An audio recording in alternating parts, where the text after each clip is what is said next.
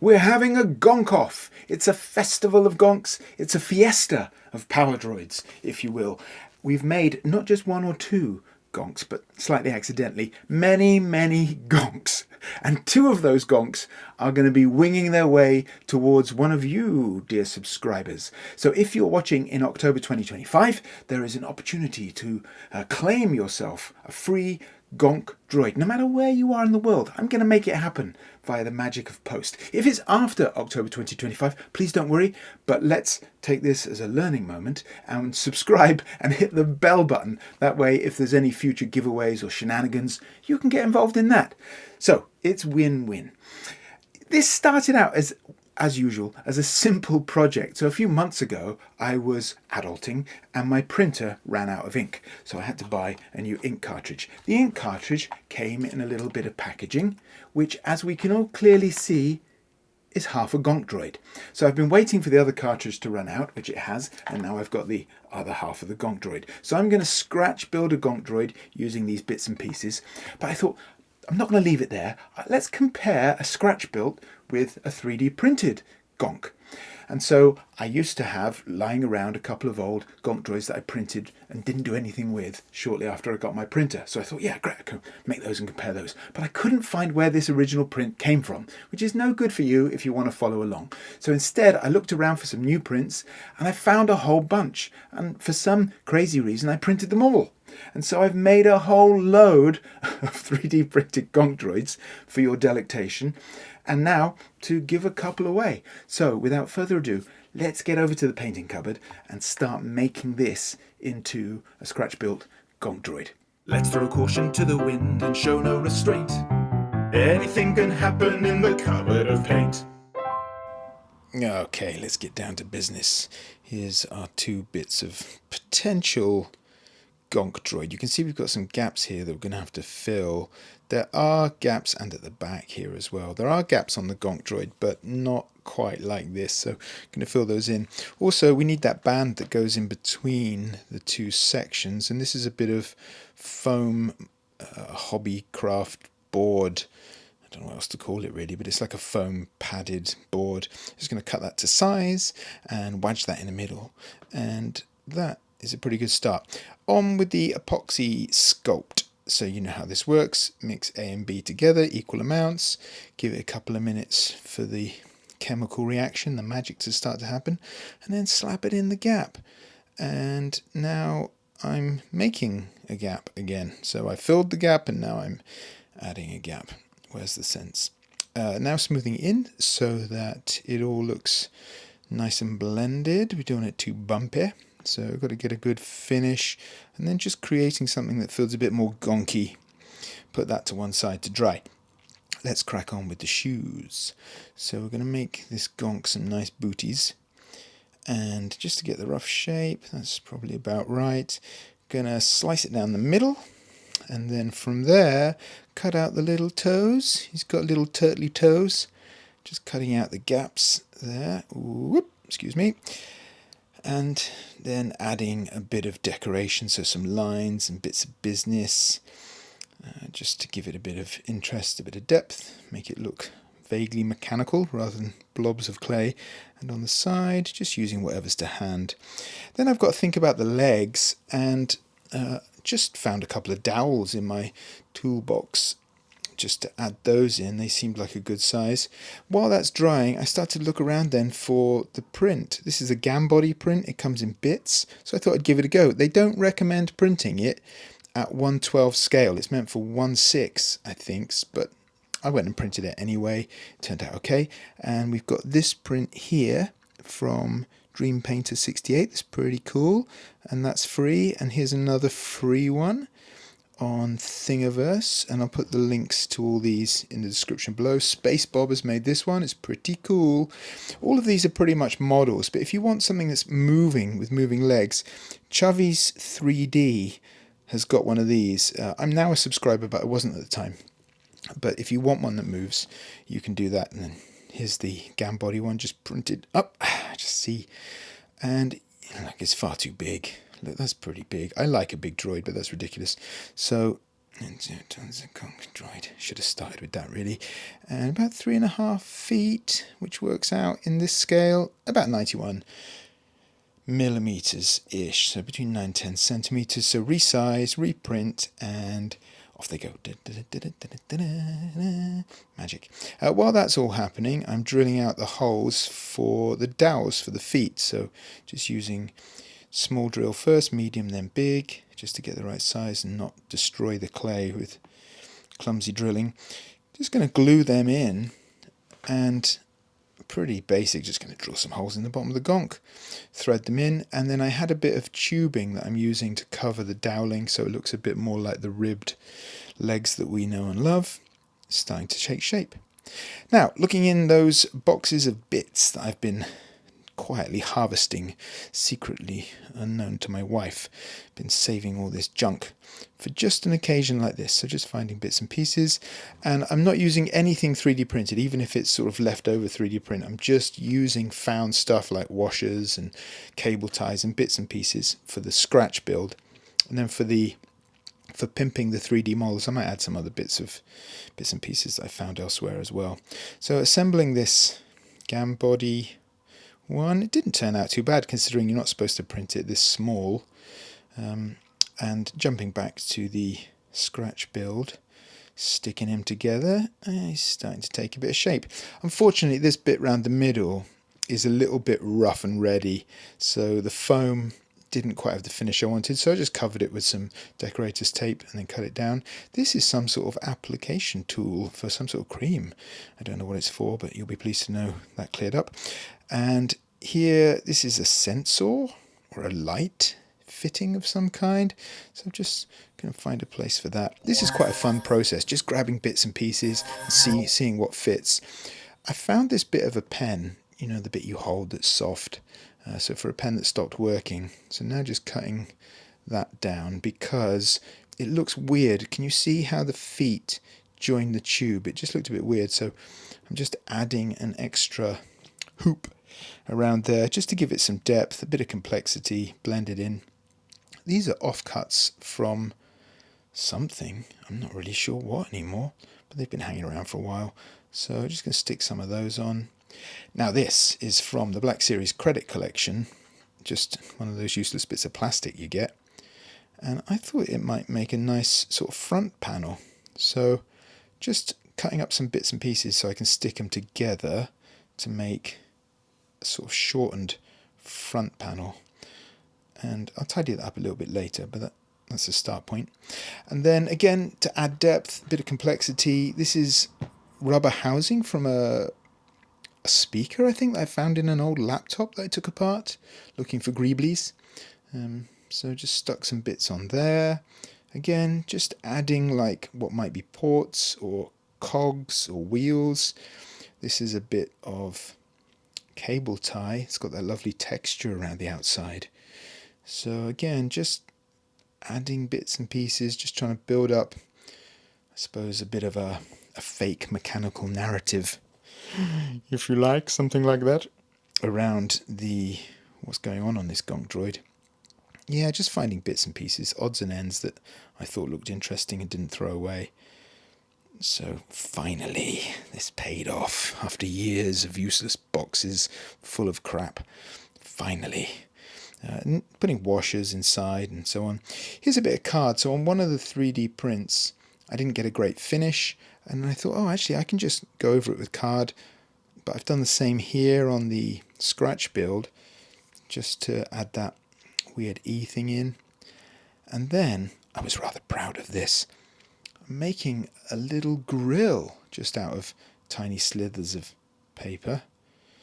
It's a bit fiddly, but worth a little bit of fussing. The clasp of a cable tie there, stuck on the back like a little exhaust port. And now I'm just filling in the gaps where I roughly put those two pieces of plastic together. So just blending those in so it looks like one solid piece. This was the Space Bob's Gonk, I think. Here I'm just putting some card in between just to sort of separate the two pieces. So there's a little bit of extra interest. And then this one didn't print very well, so rather than sanding it down and filling, I just thought, well, I'll cut out a piece of card and stick that on the top. And again, I think this just adds an extra layer. Once it's painted, you won't really know. It gives it a little bit of depth, just building up the layers bit by bit.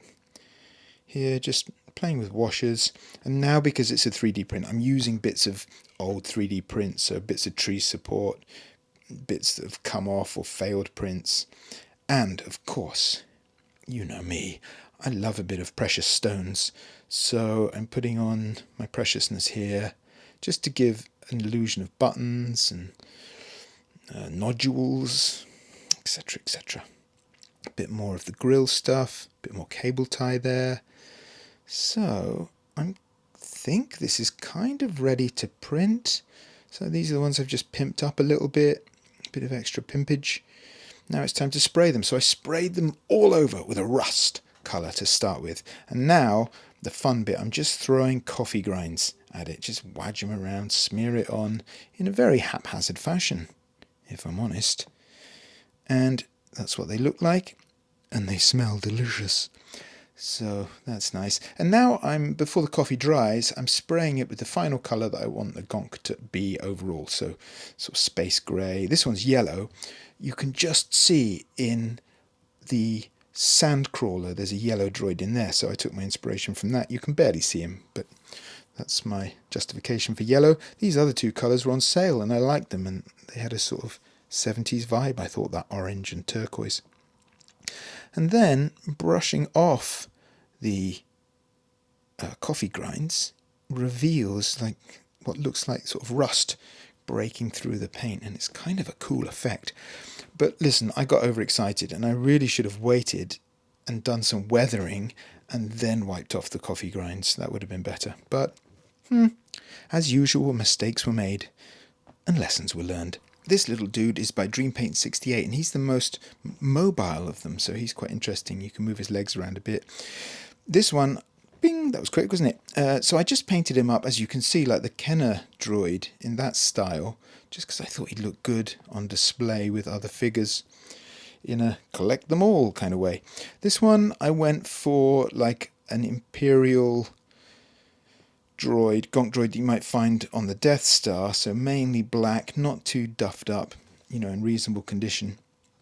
And I took the inspiration for the colours from, I think it's EG68. He pops up in Rebels, I think, in the animated Rebels.